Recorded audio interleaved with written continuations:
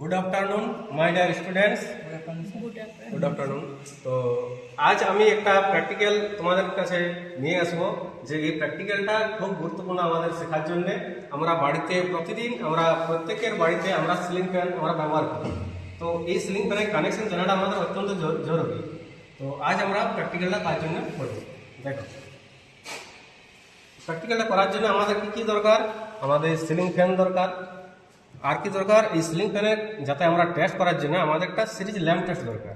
তার জন্য আমরা সিরিজ ল্যাম্প টেস্ট নিয়ে এসেছি। এছাড়াও আমরা রেজিস্ট্যান্স টেস্টের সাহায্যে আমরা টেস্ট করতে পারি। তার জন্য আমরা একটা মাল্টিমিটার রেখেছি। তো আমরা সিরিজ ল্যাম্প টেস্টের সাহায্যে আজ আমরা দেখব যে কীভাবে কানেকশনটা করা যায়। দেখো, আমরা যখন নতুন কোনো সিলিং ফ্যান বাজার থেকে কিনে আনি, তখন আমরা কি কি দেখতে পাই? যে তার সেখান থেকে তিনটি টার্মিনাল ভেতর থেকে বার হয়েছে। দেখো, একটা টার্মিনাল হচ্ছে এটা, একটা টার্মিনাল এইটা, আর একটা তিনটে টার্মিনাল। আমরা এখানে যেহেতু আমরা নিজেরাই তৈরি করছি সিলিং ফ্যানটা, তার জন্য আমাদের ভেতরের থেকে চারটে তার বার হয়েছে। দুটো ওয়ান্ডিংয়ের, একটা ওয়ান্ডিংয়ে দুটো টার্মিনাল আর একটা ওয়ান্ডিং দুটো টার্মিনাল, টোটাল চারটে টার্মিনাল বার হয়েছে। কিন্তু যখন আমরা বাজার থেকে কিনে আনি, তখন আমরা কি দেখতে পাই? যে টোটাল তিনটে টার্মিনাল। তো আমরা কি করে বুঝবো কোন টার্মিনালটা কি, কার সাথে ক্যাপাসিটার কানেকশন করবো এবং কীভাবে সম্পূর্ণ টোটাল কানেকশনটা করবো? তো আজ আমরা দেখে নেবো সেটা ভালো করে। দেখো, ছবির দিকে লক্ষ্য করো, এইভাবে আমাদের সিলিং ফ্যানের ডায়াগ্রামটা থাকে, যেটা আমরা বাজার থেকে কিনে আনি। তিনটে টার্মিনাল, একটা টার্মিনাল হচ্ছে এই টার্মিনালটা, আরেকটা এই টার্মিনালটা, আর একটা এইটা। তার ভিতরে থাকে একটা রানিং ওয়ান্ডিং, একটা স্টার্টিং ওয়ান্ডিং। টোটাল থাকে তিনটা টার্মিনাল। তার মধ্যে আমরা এখানে ছবিতে দেখতে পাচ্ছি এই দুটো ওয়ান্ডিং একসাথেই যুক্ত আছে, ওই জন্য এটাকে আমরা কমন টার্মিনাল ধরে নিয়েছি।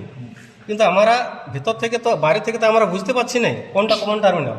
তাহলে আমরা কি করে জানবো কোনটা কমন টার্মিনাল?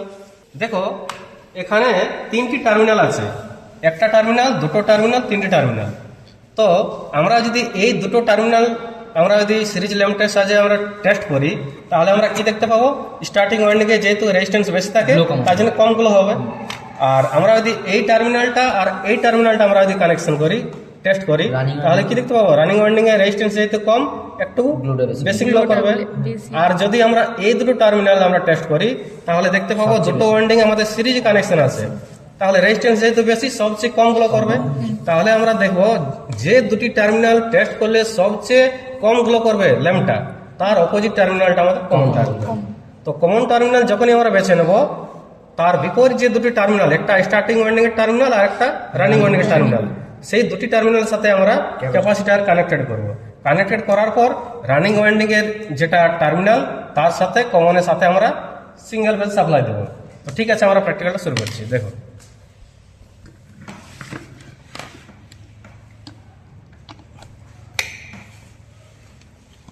দেখো তিনটি টার্মিনাল আছে, একটি টার্মিনাল, দুটি টার্মিনাল, তিনটি টার্মিনাল। তার মধ্যে দেখো, এই টার্মিনাল সাথে আমরা এই টার্মিনাল কানেকশন করেছি। দেখো ল্যাম্পটা কতটা গ্লো করছে। এটা কি ওয়ান্ডিং? Starting winding. দেখো, এই টার্মিনাল সাথে যখন আমরা এই টার্মিনাল কানেকশন করেছি, বেশি গ্লো করছে, তার মানে রানিং ওয়ান্ডিং রেজিস্ট্যান্স কম। আর কমন টার্মিনাল কোনটা? দেখো, আমরা যদি এই দুটো টাচ করি, এটা হচ্ছে তোমার কি স্টার্টিং ওয়ান্ডিং। আমরা যদি এই দুটো টার্মিনাল টাচ করি, দেখো সবচেয়ে কম গ্লো করছে। তাহলে ডায়াগ্রাম অনুসারে আমরা দেখেছিলাম যে দুটি টার্মিনাল টেস্ট করলে সবচেয়ে কম গ্লো করবে, তার অপোজিট টার্মিনালটা কি কমন টার্মিনাল।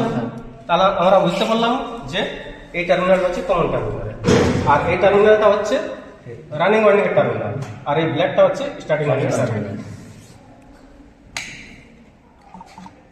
তো এখন আমরা ক্যাপাসিটরটা কানেক্টেড করব, একটা রানিং ওয়ান্ডিং এর সাথে কানেক্টেড করব, আর একটা স্টার্টিং ওয়ান্ডিং এর টার্মিনালের সাথে কানেক্টেড করব।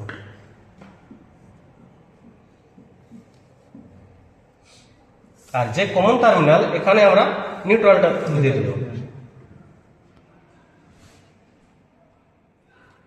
আর যে টার্মিনালটা আমাদের রানিং ওয়ান্ডিং টার্মিনাল, তার সাথে আরেকটা তার কানেক্ট করে দেব। তো আমরা সবসময় জানি রানিং ওয়ান্ডিং এর টার্মিনালটা সাপ্লাইয়ের সাথে সবসময় প্যারালালে কানেক্টেড থাকে। দেখো, আমরা সেফটির জন্য আমরা একটু ট্যাপ লাগিয়ে দিচ্ছি।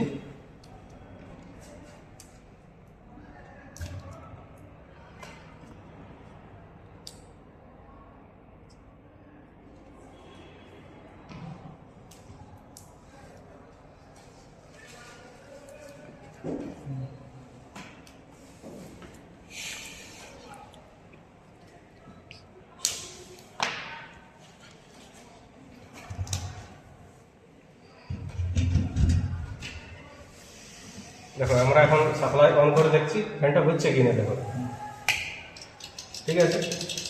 তো এইভাবে সিলিং ফ্যানের কানেকশন করা যায়, বুঝতে পারলো সবাই?